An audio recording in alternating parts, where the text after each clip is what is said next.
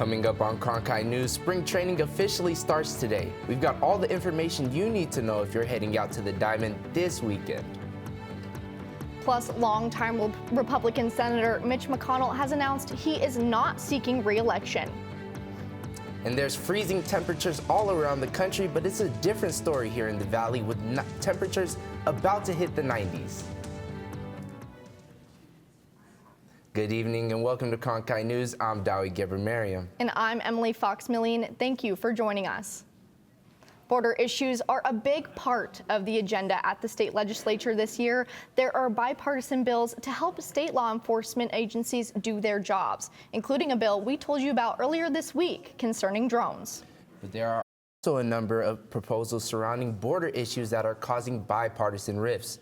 Caitlin Humphrey is at the Capitol with a look at one of those bills that went before a Senate committee today.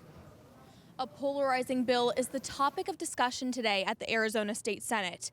Arizona State Senator Jake Hoffman recently proposed a bill that would create a $2,500 bounty to law enforcement agencies who arrest and deport illegal immigrants. This money would come from a fee that would be imposed on all international wire transfers that residents can even claim a tax credit on. Hoffman refers to this idea as the illegal alien remittance fee. Hoffman and other Republicans hope this bill will support local law enforcement in their efforts to carry out federal deportations, while many Democrats argue this bill would only incentivize targeting undocumented immigrants. In a quote to the Arizona Republic, Governor Katie Hobbs' spokesperson, Christian Slater, has signaled that Hobbs will be likely to veto the bill if it progresses. From the state capitol, Caitlin Humphrey, Cronkite News.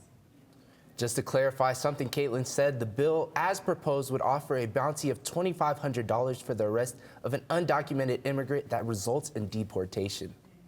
Meanwhile, the impact the Trump administration's policy on immigration is already being felt here in Arizona.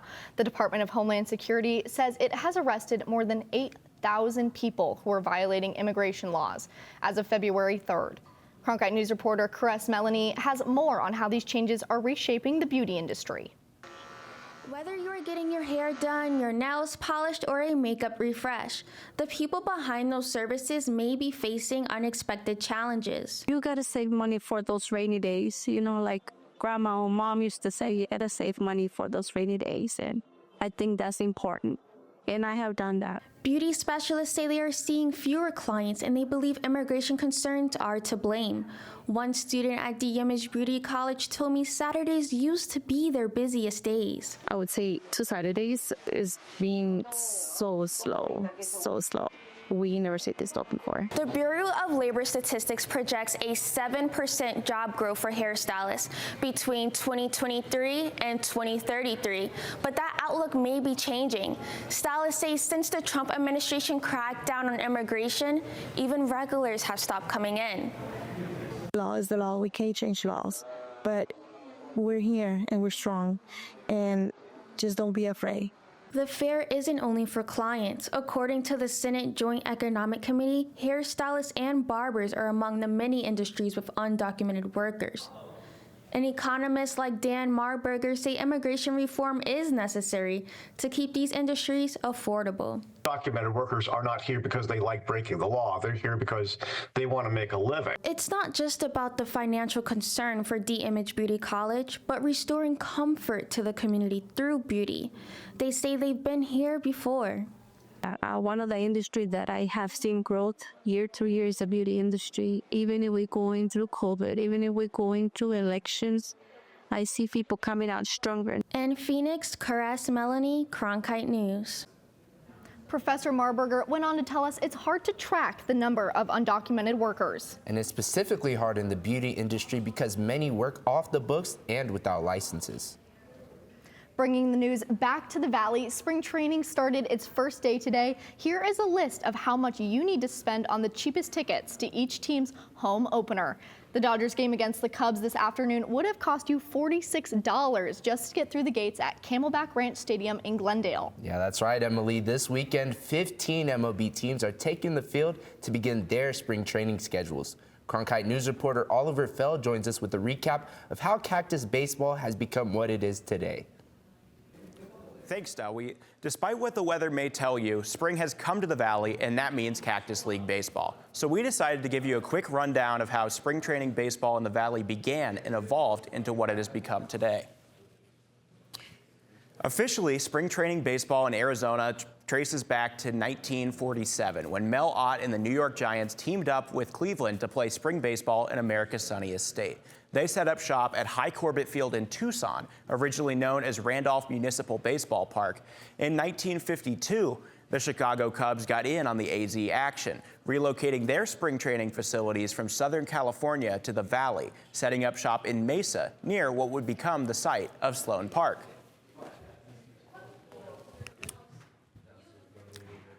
Over the next 60 years, West Coast teams like the A's and Dodgers moved their spring training homes from Florida to be closer to home.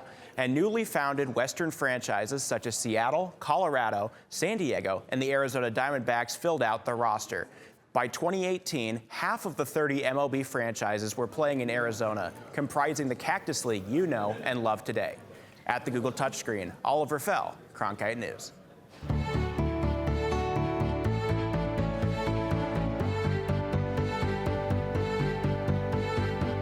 Earlier today, the Senate confirmed Kash Patel to be the new head of the FBI. Patel is a longtime loyalist of President Donald Trump and has said he plans to restructure the Bureau. All Senate Democrats, including Senators Mark Kelly and Ruben Gallego, voted against the confirmation. All Republican senators except 2 voted to confirm. Meanwhile, longtime Republican Senator Mitch McConnell from Kentucky has announced he will not be re-seeking re-election. The 83-year-old first assumed office in 1985 and has become one of the longest-serving members of the Senate during his tenure. McConnell's current term is set to end in 2027. So the only appropriate thing to take away today, apart from a healthy dose of pride, is my immense gratitude for the opportunity to take part in the consequential business of the Senate and the nation. McConnell listed his declining health as one of the reasons to not seek re-election. Earlier today, Israel said Hamas returned 4 black caskets holding the bodies of deceased hostages as part of a ceasefire agreement. The caskets are said to hold the bodies of a woman and her 2 children. Hamas claims that they were killed in an Israeli airstrike, but did not provide evidence to support those claims. The 4th body is a man who was 83 years old when he and his wife were abducted. The caskets were taken into the city of Tel Aviv by a military convoy earlier today. Israeli officials took the bodies to a forensic institute to formally confirm the identities of the bodies. Israel's health ministry said that their forensic teams are, quote, prepared to complete the identification process as efficiently and respectfully as possible. Every home in Israel bows its head today. We bow our heads for the heavy loss of our 4 hostages. We all ache with pain that is mixed with rage. We are all furious at the monsters of Hamas. The 4 coffins of our loved ones oblige us more than ever to promise, to swear, that what happened on October 7th will never happen again. Netanyahu also demanded that Hamas leaders be exiled and that Israel should gain control of the Gaza Strip. Coming up next, the latest on the plane that crashed and flipped over in Toronto. We'll tell you where the investigation stands and find out how much the airline that operates that plane is offering the passengers who were on board. We'll be right back. And it's going to be a beautiful weekend across the valley ahead of a major warm-up next week. I'm talking temperatures in the 90s. Your full forecast is next.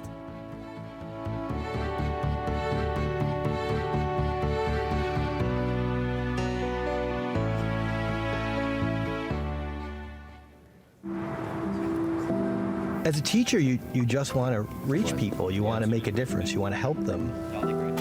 I have an opportunity to do something I never imagined I would be able to do. Go out and build the best biology class the world has ever seen. When you go into Dreamscape Learn, you put on a set of goggles and you can go anywhere. You can be anyone and do anything. The thing about Arizona State University is they're always thinking about what's next. we can create virtual reality experiences so that you can learn by exploring in a virtual world the way that scientists explore in the real world. And kids can feel that. All these emotions are what help the brain encode information. When I see a student come out of VR, the look on their face is nothing like I've ever seen when I finish a lecture. They look so happy to be there in that moment. You know that you've reached them.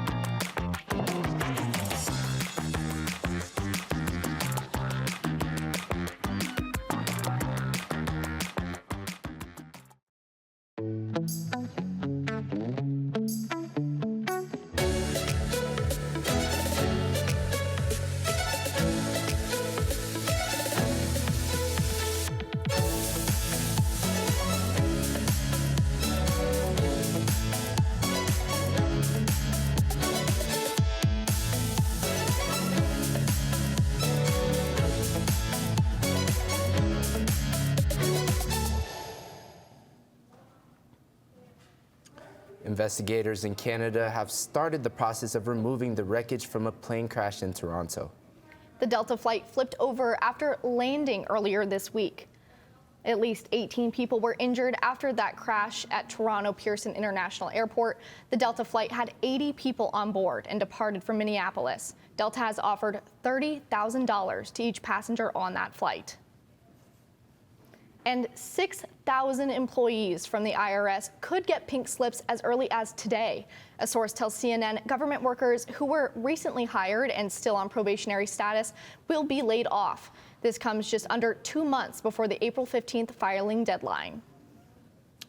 Retail giant Walmart is warning investors that sales may slow in 2025. The company said today its sales and profit growth will decrease this year, in part because of inflation and due to President Donald Trump's tariffs. Walmart is the biggest retailer in the United States.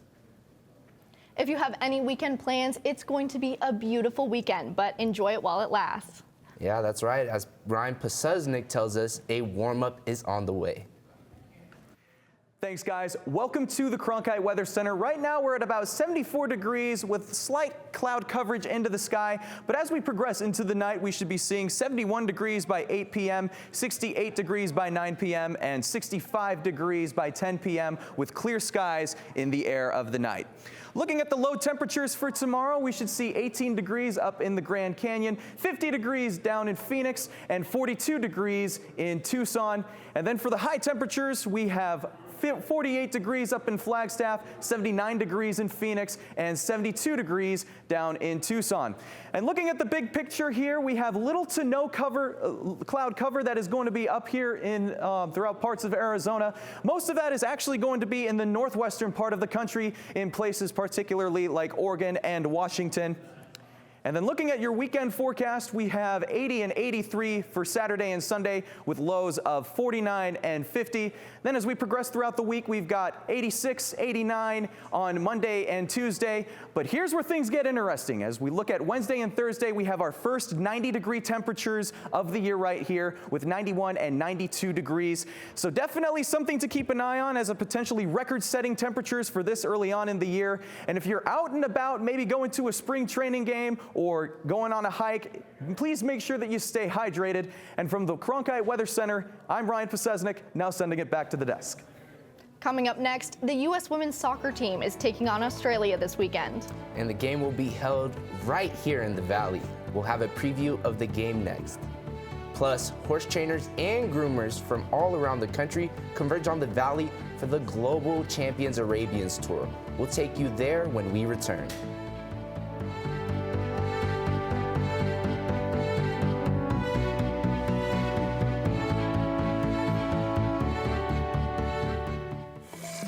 When I was younger, there were no engineers around me. Shit going smooth. So I had to become my own role model. At ASU, I wasn't just learning to be an engineer. I was actually an engineer. You should use this for one of your And reels. graduating, I was just I already had real world jobs lined up. Before ASU, my goal was to be a strong, confident woman. And when I left, I became a strong, confident engineer. Innovation at the Walter Cronkite School is pushing the boundaries of traditional journalism.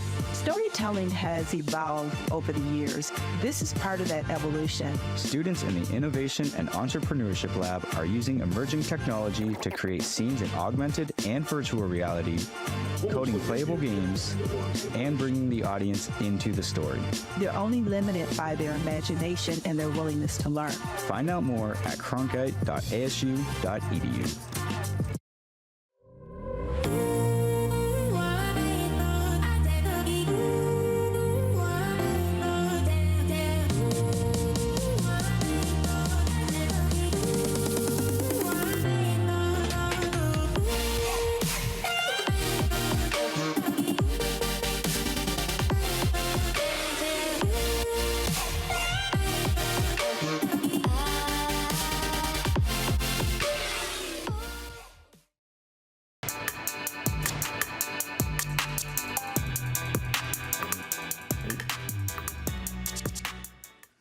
Welcome to the Cronkite Sports Report. I'm Ben Paris. Suns basketball is back as they return from the All-Star break tonight with a tilt against the Spurs in San Antonio. Phoenix has had a busy weekend ahead that includes a back-to-back on Saturday and Sunday. They opened the second half on a 4-game road trip and sitting at a sub-500 record. They have lots of work to do if they want to put themselves in a position for a postseason run, but KD says the team understands what they need to do. Just get back to the fundamentals, man, of simply boxing out, rebounding. I think we play solid defense, but we give up offensive rebounds.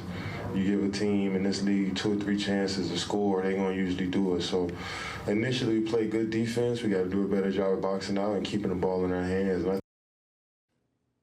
Staying on the court this time here in Arizona, the Wildcats women's basketball team had a Big 12 matchup last night against BYU, beating them 65-57.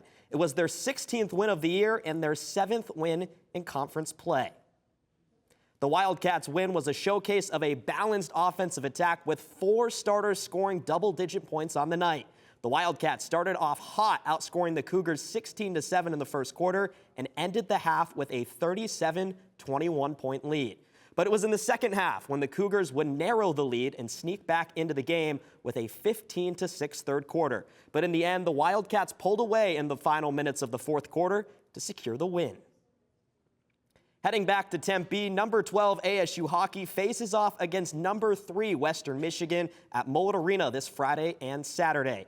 ASU is looking to prevent Western Michigan's attempt at securing the Penrose Cup this weekend, which is awarded to the NCHC regular season champion.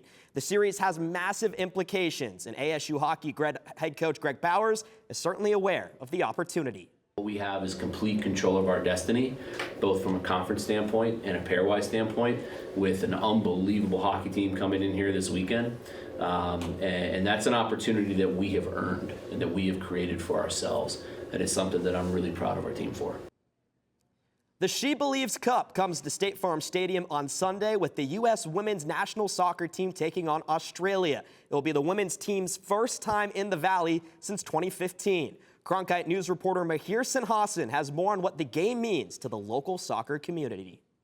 There's a lot of excitement amongst Valley soccer fans. It's really, really good, right? And not only for U.S. soccer, but for the young kids growing up, being able to see like the national team play within the Valley. As the She Believes Cup comes to State Farm Stadium on Sunday, fan group American Outlaws Phoenix gets ready to welcome U.S. soccer supporters with meet and greets at their bar, Walter Station, and a tailgate in the parking lots on match day. I'm hoping we're going to get a pretty good number based off the fact that our match is going to fall on the weekend. You know, we play on Sunday, and our night before is going to be on a Saturday. Some preparation impacts those at the local fields, as the Arizona Soccer Association is giving discounted tickets to youth players and their families. We think providing that opportunity for families that potentially historically couldn't afford it or didn't know that that was even a possibility or avenue. So not only using our resources to contact families, but then using also U.S. Soccer and State Farm Stadium. With clubs spread across the Valley, Sunday's game will give fans a chance to unite and be inspired. We're all getting together together collectively to support one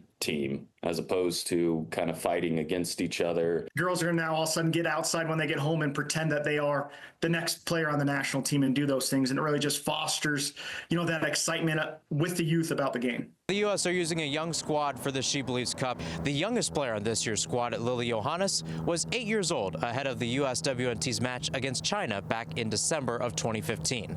In Glendale, Mahir Hassan, Cronkite News. Spring training officially started today with the Cubs and Dodgers kicking off the Cactus League schedule. Tomorrow, the Diamondbacks will play in their first game. They'll take on their stadium mates, the Colorado Rockies, at Salt River Fields on Friday and Saturday. Game times are set for 1:10, and there will be a heavy focus on the D-backs pitching staff this year as they try to keep the pace with the Dodgers and Padres in the NL West.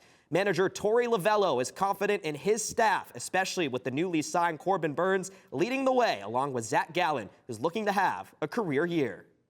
I think at the end of the day, you're looking at two very elite competitors, two guys that are hungry to go out and learn and grow and then compete and dominate. And you don't pick that tendency up and that habit up overnight. I think you're born with it, and I think you go out and execute at a high level and you find a way to get that done between the white lines and have success doing it. It just breeds confidence. And these are two really, really well-versed pitchers in every area. The Arizona State women's tennis program isn't just dealing with a new conference this season. Following the retirement of longtime head coach Sheila McNamara, the Sun Devils turned to former Princeton head coach Jamia Jackson. Cronkite News reporter Jason Goldie talked to Jackson about this season. The season is underway for ASU women's tennis. With conference play fast approaching, the Sun Devils are preparing for new and challenging competitors in the Big 12 Conference.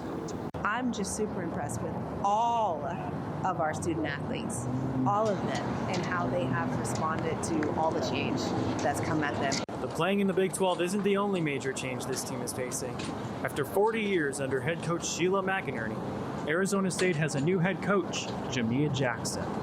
Coming with the new coaches and everything is kind of changing, seeing how the team's coming along is very exciting, and I feel like we have created a special bond within the girls, and that's probably the best part of it. Playing in the Big 12 not only means playing against new teams, but also getting used to traveling and playing indoors. Our goal for ourselves and for each other is to bring our best each and every day, and we know if we do that, then we're going to be the best that we can do. We can be, and that's going to be really, really, really, really good. That's going to take care of the results. Last season, Jackson was the Ivy League's Coach of the Year with the Princeton Tigers. Now she's taking her coaching style to Tempe, which the players are already embracing. Everything she says is on point. Everything is completely helpful. Although Jackson sees it as a challenge to carry on the legacy of Sheila McInerney, she is confident she can do it.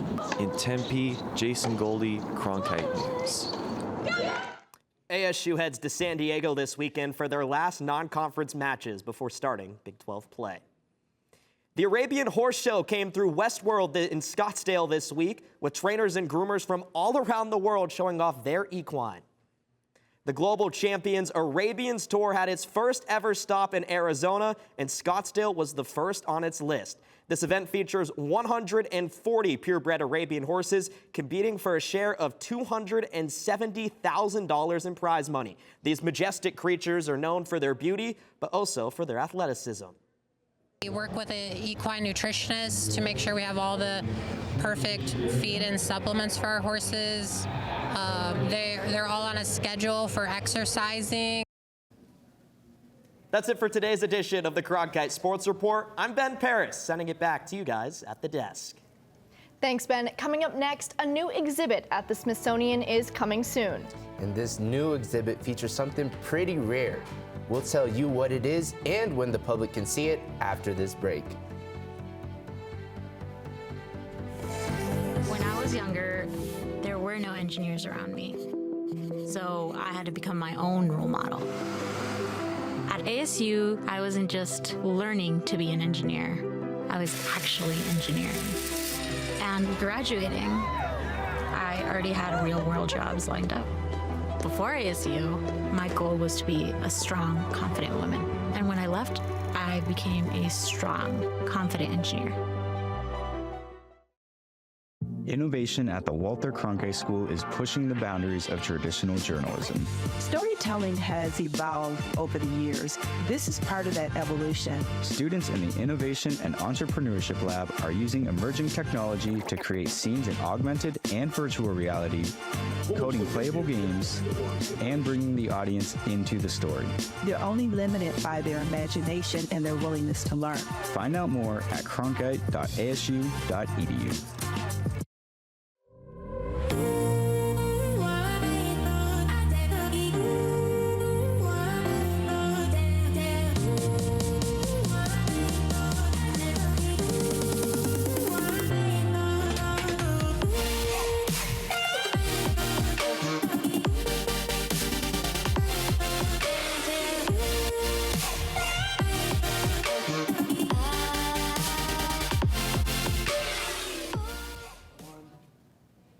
One of the largest gemstones on Earth can now be viewed at the Smithsonian National Museum of Natural History. A natural red diamond has been given to the museum by the son of gem collector Harry Winston. This gem, named the Winston Red Diamond, is one of the largest gems of its kind to receive a fancy red grade, marking its rarity. It is believed the diamond was fashioned in the 1900s. This gem and others in the gem collection given to the museum will be unveiled on April 1st. That's it for tonight's edition of Cronkite News. I'm Emily Fox-Millian. And I'm Dawit Geber-Mariam. Thank you for joining us.